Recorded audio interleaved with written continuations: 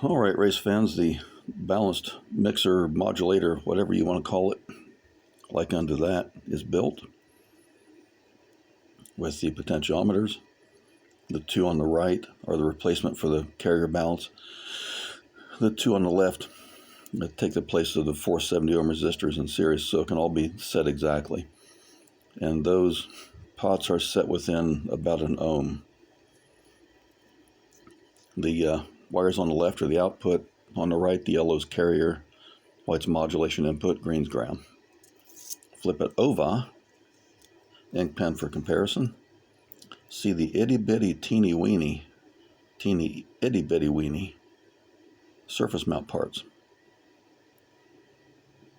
The brownish colored one about in the center of the frame is a bypass capacitor across the modulation input, and the two surface mount diodes, the black rectangles on the left.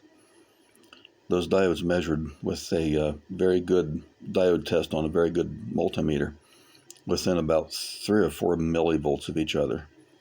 So it doesn't get any better than that without temperature control, because diodes are temperature sensitive.